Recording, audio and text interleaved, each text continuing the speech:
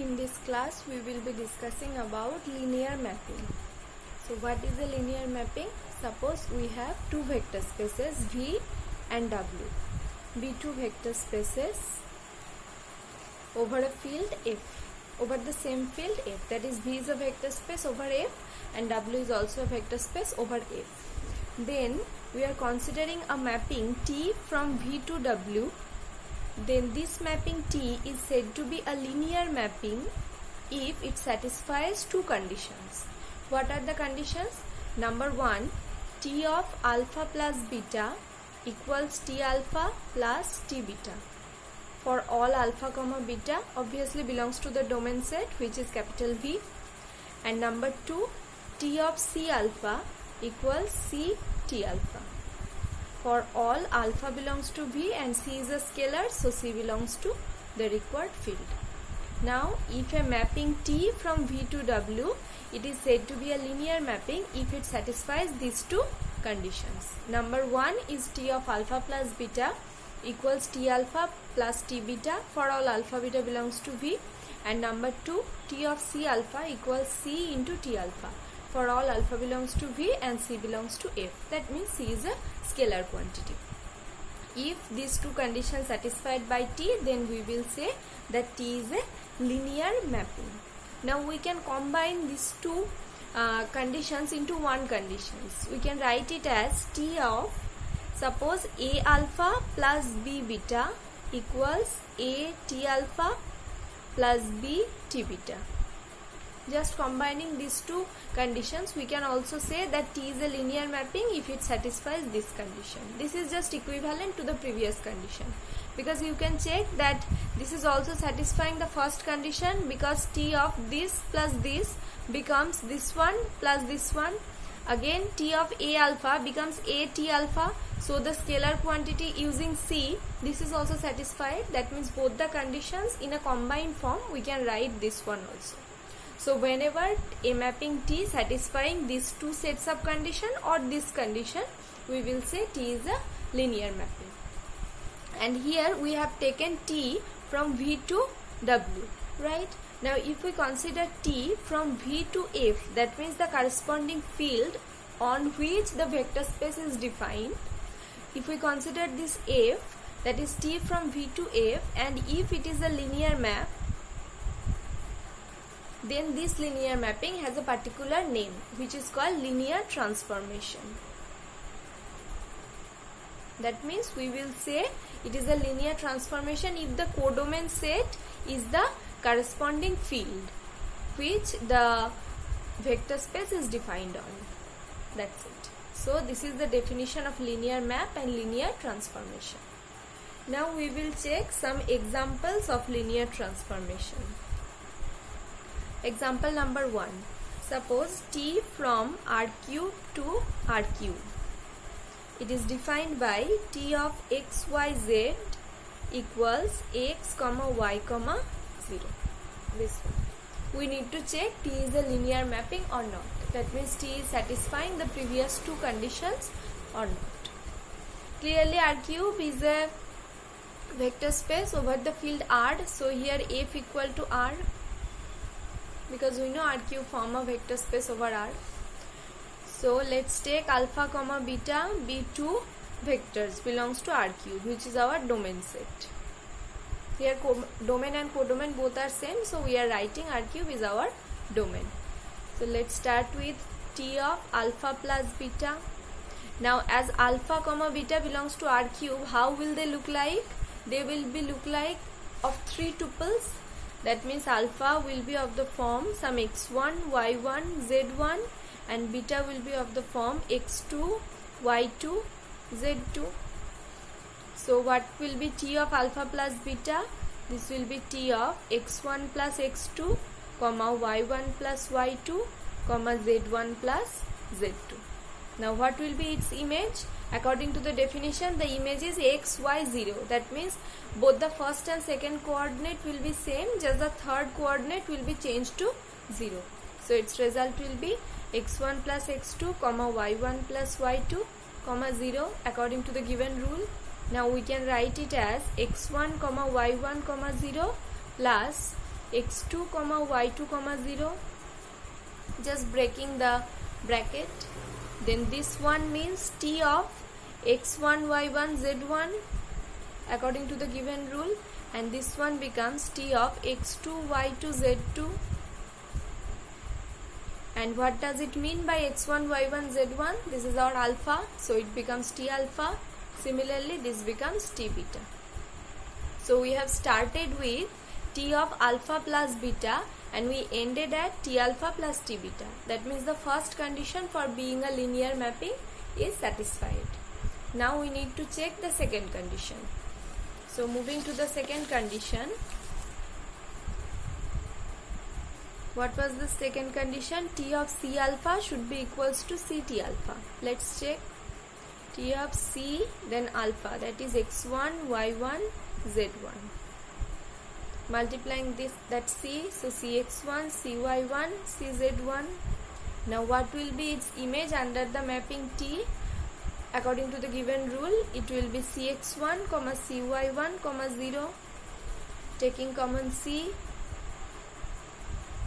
this is 0, we can write it as C into 0, so then we are taking common C, and this part is our T of x1 y1 z1, so this becomes x1 y1 z1, and which is our alpha, so it becomes C T alpha.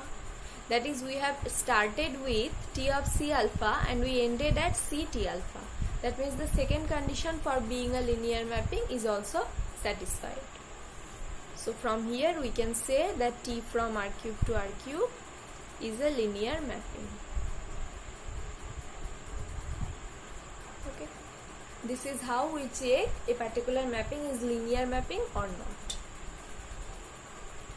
Moving to the next example.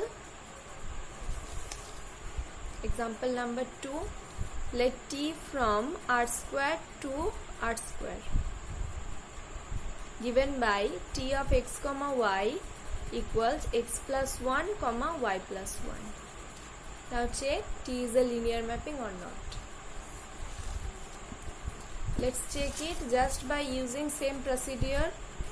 Let two vectors alpha comma beta belongs to our domain set R square.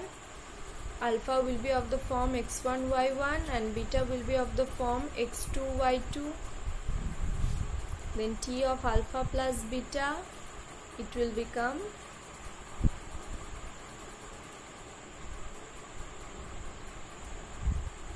y2. So it will become x1 plus x2 plus 1 comma y1 plus y2 plus 1. Okay. Now let's check about T of alpha plus T of beta. That is our right hand side. So it will become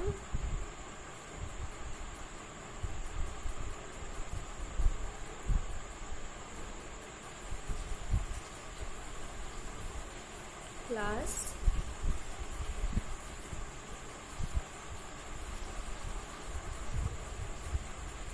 adding these two,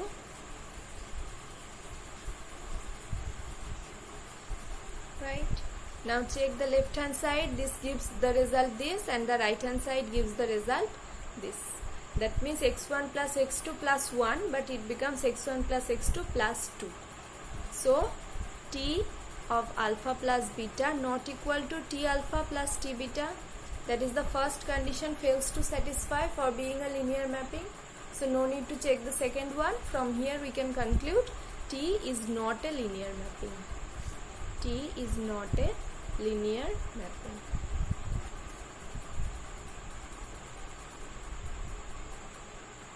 So these are few examples of how to check linear mapping. Now moving to the next example. If we consider the zero mapping, that means T from V to W a mapping defined by T of alpha will be equals to theta dashed. Theta dashed is the identity element of W. That means suppose this is V and this is W. T is defined from V to W. Whatever element we take on the domain set V, it will map onto a particular element, which is theta dashed. Like this. then will it be a linear mapping or not? We just need to check it. Checking is very easy. Starting with T of alpha plus beta, what will be its image? Alpha plus beta obviously belongs to V, because alpha belongs to V and B belongs to V. Alpha belongs to V and beta belongs to V. So alpha plus beta also belongs to V. Now according to the rule, any element belongs to V will map onto theta dashed. So alpha plus beta will also map onto theta dashed. That means T of alpha plus beta will be theta dashed, right? And what about T alpha? This is obviously theta dashed according to the rule. And T beta, this is also theta dashed according to the rule. That means T alpha plus T beta, this becomes theta dashed plus theta dashed equals theta dashed, as it's the zero element. So T of alpha plus beta equals T alpha plus T beta. That is the first condition is satisfied. Similarly, you can check T of C alpha. This will be obviously theta dashed. And C of T alpha, this will be C into, its image is theta dashed. C into theta dashed means theta dashed. So T of C alpha equal to CT alpha. That is, both the conditions for being a linear mapping is satisfied by this zero mapping. So from here we can say that zero mapping T is also a linear mapping. This is another example of linear mapping. Similarly, there are many examples of linear mapping. Now moving to the next example or next topic, which is called kernel. Kernel of T. You might have known about kernel. We probably read it in the chapter of ring homomorphism, ring isomorphism. There was kernel. The same thing is also here. What does it mean by kernel? Kernel of T means all that, suppose T is a mapping from V to W. This is V, this is W. T is a mapping from V to W.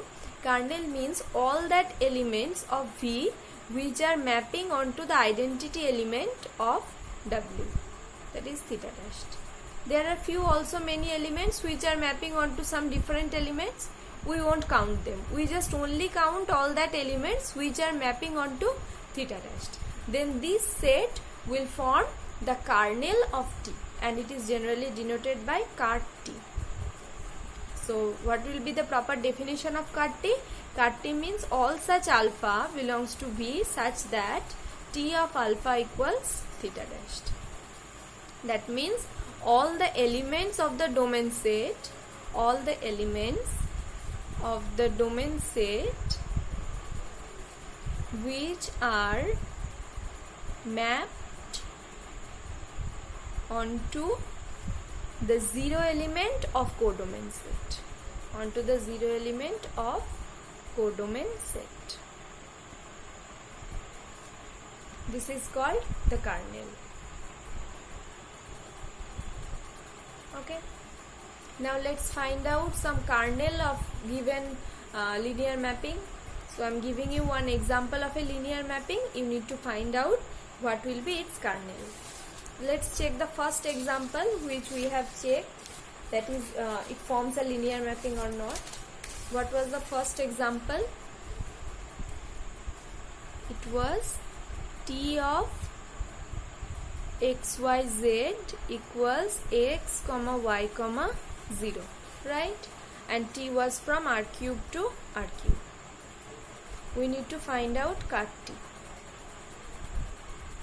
So let's try to find out. Kart T means all that collection alpha belongs to R such that T alpha equals to the identity element of the codomain set. So kart T equals alpha belongs to R cube such that T alpha equals theta dashed. Now alpha belongs to R cube, that means it will look like some xyz, 3 tuples xyz such that T of xyz equals the identity element. What is the identity element of our codomain set? It is R cube, so the identity element will be 0, 0, 0. So it will be this. That means xyz such that, what is the value of T xyz? According to the rule, it is xy0. So this is equals 0, 0, 0. Now if you take this equation, what will you get from there? Just by equating each component, we will get x equal to 0 and y equal to 0. We don't know the value of z. So what will be our kernel? It will be in the x coordinate. This is our kernel, x, y, z. So x coordinate will be 0, y coordinate will be 0, and we don't know the value of z coordinate. So this will look like this. So this is our required kernel. That is cart T will be equal to this set z, where z is the required variable. We take different value of z and we will get different values of the kernel. That means z belongs to R, obviously here the required field, which is R. This is our required kernel. This is how we find out cart T.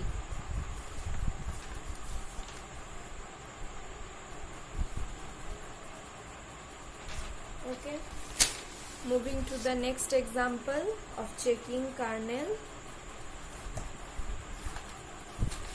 Let's solve some exercise. Let T from R square to R square. Example number 2. Let T from R square to R square, and it is defined by T of x comma y equals x plus y comma x minus y. Then find cart T.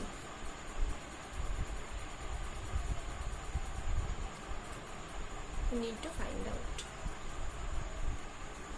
So starting like this, the previous one, cart T means all such alpha belongs to R square, that domain set such that T alpha equals theta dashed. So alpha is x comma y such that T of x comma y equals 0, 0. 0, 0 is our identity element of the codomain set. T of xy means x plus y comma x minus y. Right? Now take this equation. Equating all the components, we will get x plus y equals 0 and x minus y equals 0. Now from these two equations, we need to find out the value of x and y. Just add them, you will get 2x equals 0, that is x equals 0. Now put x equals 0 in any one of the equation, you will get y equals 0. So x equals 0, y equals 0. That means our kernel will become xy, that is 0, 0. So this is our required kernel. That is, here cart T is the singleton element. Cart T equals 0, 0. Yes. But in the last example, you can check that cart T wasn't the singleton element. There it is containing infinite number of elements, 0, 0, comma z. Z was the variable there. But here it is contains only single element, which is 0, 0. That means the theta actually. So under this mapping, theta is only mapped on to theta dashed. No other non-zero element is mapping onto theta dashed. Only the zero element is mapped onto the zero element of the codomain set. Okay. Now let's check some property of kernel.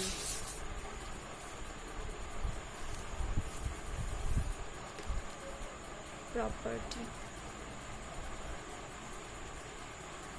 Cart T is a subspace of V. Suppose T from V to W is a linear mapping. Then cart T is a subspace of V. Then cart T is a subspace of V. We need to prove that. We know how to prove subspace. The very common example in the chapter of vector space, just we need to take two vectors, alpha comma beta, then alpha plus beta should belongs to that set and C alpha should belongs to that set. Then we can say that the set will become a subspace of the given space V.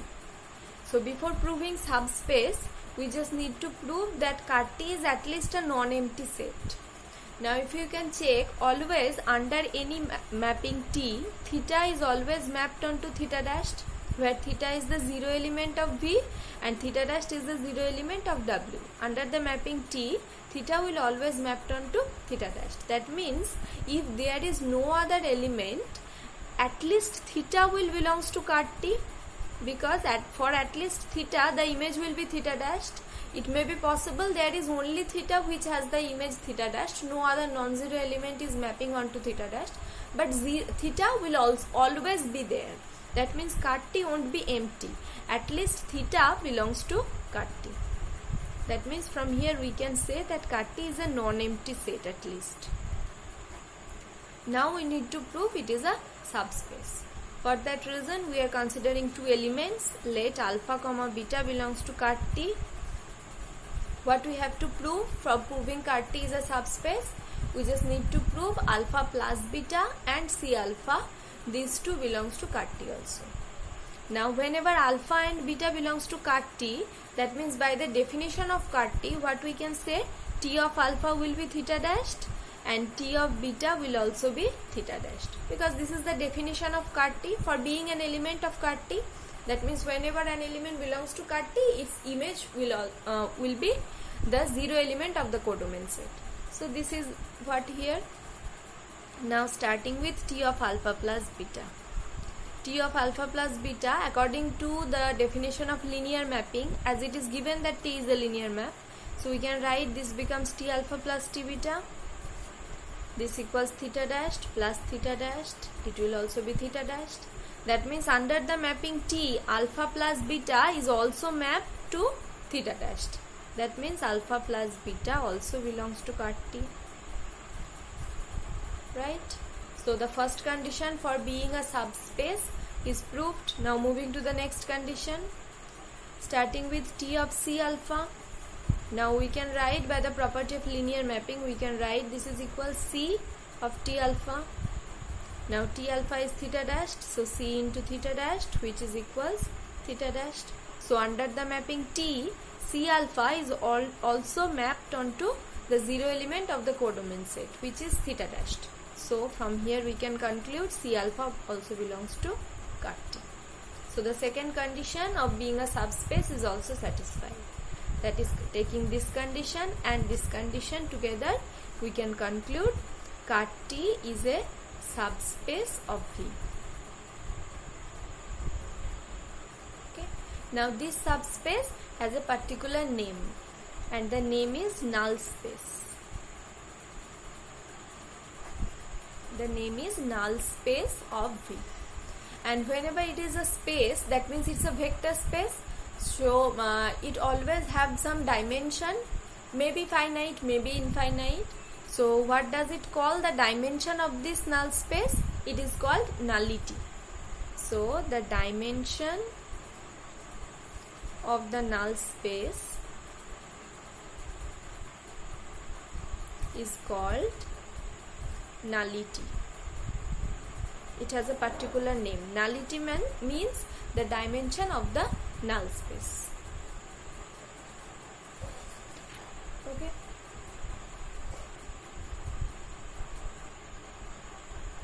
Next, moving to another thing which is called image of a linear mapping. Image of a linear mapping.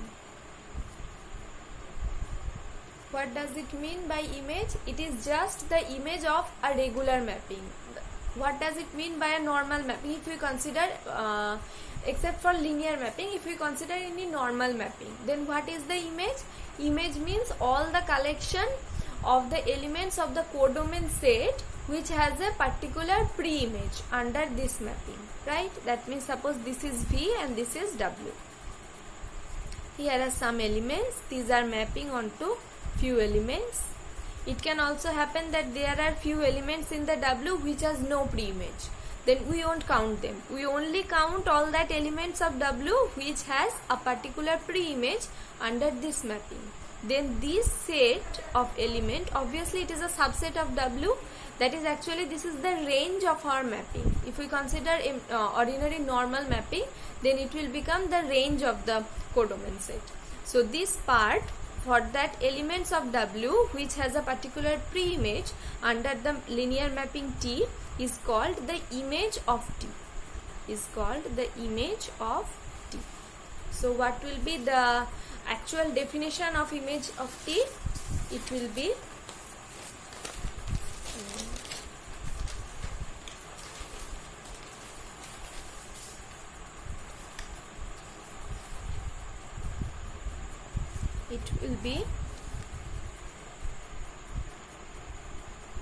image of T, it is actually T of alpha such that alpha belongs to V, right?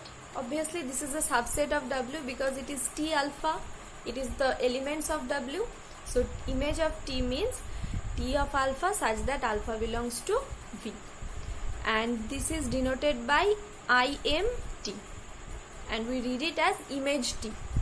IMT means the image of T, and its definition is T of alpha such that alpha belongs to V, which is obviously a subset of W.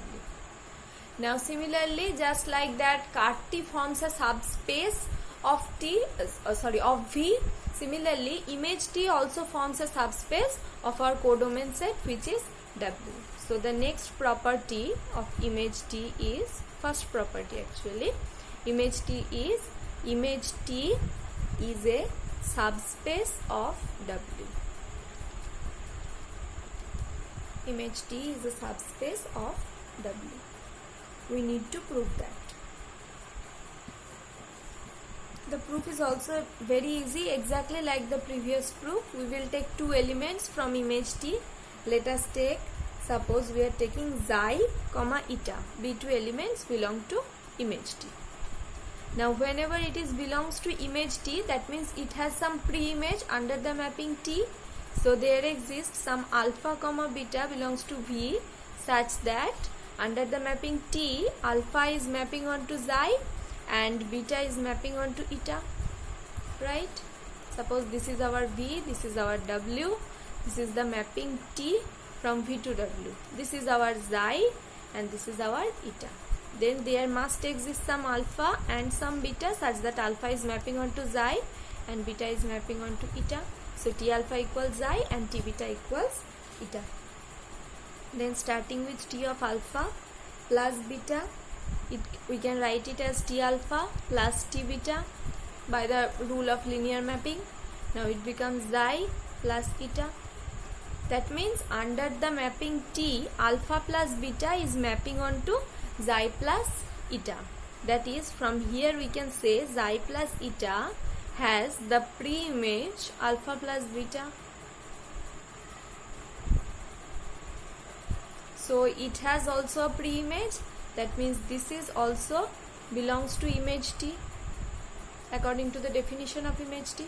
So we have started with xi eta belongs to image T and we ended at xi plus eta belongs to image T. That is the first condition for being a subspace is proved. Similarly, we can show the second condition also.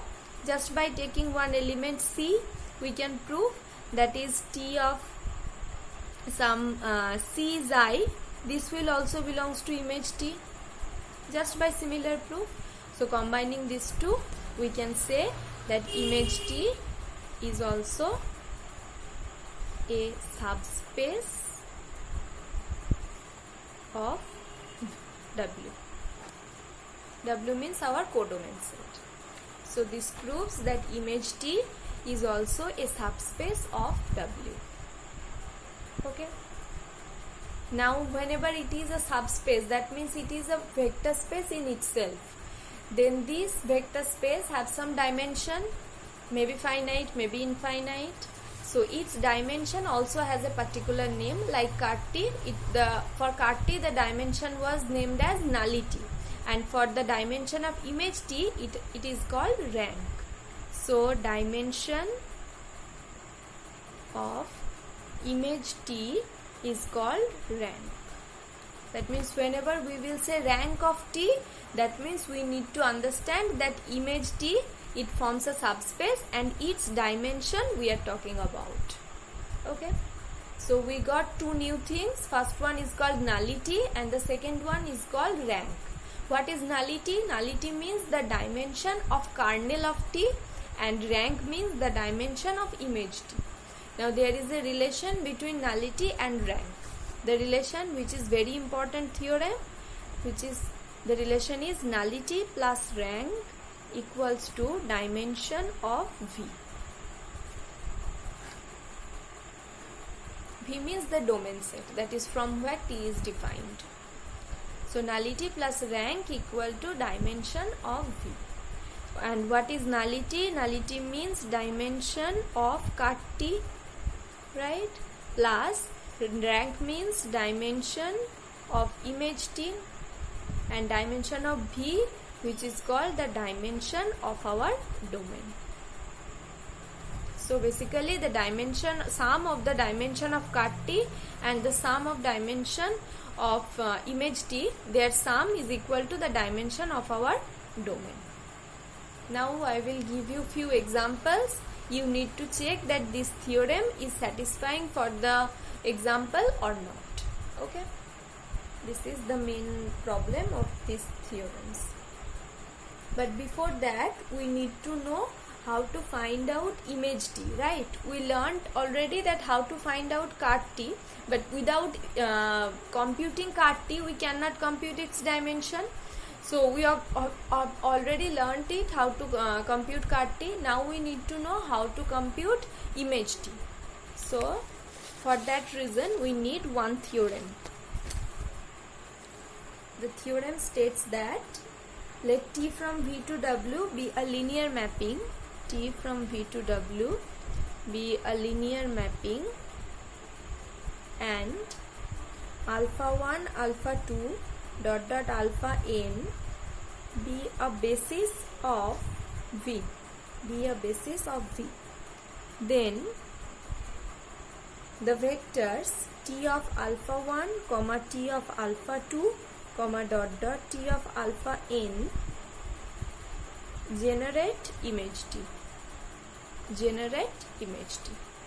So this theorem is very important to find out image T. What does it state? It states that let T from V to W be a linear mapping, and we are considering a basis for the domain set V. Okay, let alpha 1, alpha 2, dot dot alpha n is a basis of V. Then the image of the basis elements, that is T of alpha 1, T of alpha 2, dot dot T of alpha n, these images together will generate image T. That means the linear span of this basis element will be equal to image T. So what will be our image T? Image T will be linear span of this T alpha 1, T alpha 2, dot dot T of alpha n. Okay, that means